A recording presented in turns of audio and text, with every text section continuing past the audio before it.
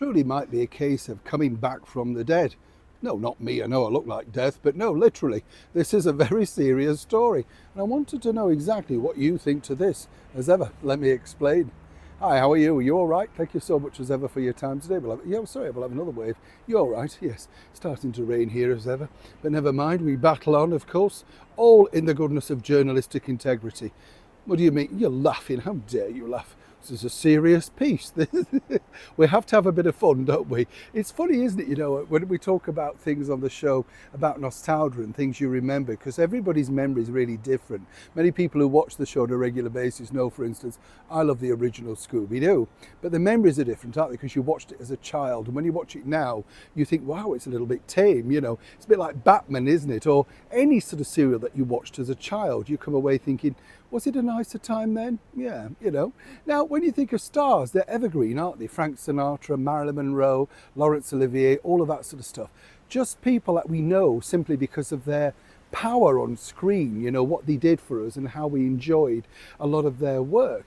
Now, when you think about the digital world that we all live in, they live on, don't they? Because at any point, for free most of the time here on YouTube, you can watch some clips of some of your favourite stars performing some of their greatest hits, and you think, wow, they do live on. That's the good side of the digital world, I think, that we live in. Do you agree? I think the fact that we can still look at things, and you don't have to buy the DVD anymore or the magazine or something like that. I'll just get it in a better light there. And magazine and stuff like that just looks better, doesn't it? That sort of stuff. Now, here's where it gets really interesting because, as many people know, AI is coming, artificial intelligence. Now, I'll explain this because I'm not being super smart or anything, in case you don't know what it means.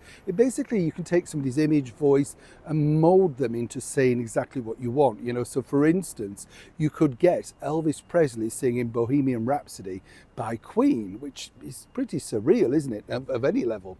Now it's going a stage further, and I wanted to ask you this: what do you think to this? Because certain individual people so far, which have been allowed to be signed up for and all that sort of stuff, are the legend that is Sir Laurence Olivier, one of our greatest actors of all time, the brilliant Judy Garland, of course, unsurpassed as a live performer, and the icon from the 1950s, that was James Dean. They are just some of the people that are now going to be rereading certain stories, in fact some of their own autobiographies and stuff like that, all thanks to AI, which you'll be able to download and listen to their original voice rewording and reciting different words and stuff like that, major books. And it kind of got me thinking, I don't know about you, I found that a little bit creepy because obviously they all had distinctive sounds, didn't they? Judy Garland had a wonderful speaking voice as well as a singing voice. James Dean, I'm not sure I'd know his voice, but then again, somebody like Elvis you would, or Sir Laurence, stuff like that. Fascinating when you look at that side of it. Now, obviously, it's all about money. And over here, there was a recent story that the remaining members of the mega supergroup pop band Queen have recently sold all of their rights for billions so that they can now be used in any shape or form to mold into the future. Now, I don't know, is this a little bit creepy? Would you want to now see an advert, say, starring Marilyn Monroe for a brand new shampoo? Is that really ripping off their image? Is it really being disrespectful? Or do you think this keeps them going into a brand new generation? But does their previous work that they're known for and built up, say like Gentlemen Prefer Blondes or East of Eden with James Dean or Wuthering Heights with Laurence Olivier, will that all be forgotten? And will people think, no, they actually did just promote Dove soap or whatever? What do you think? AI, good idea, using stars of yesteryear?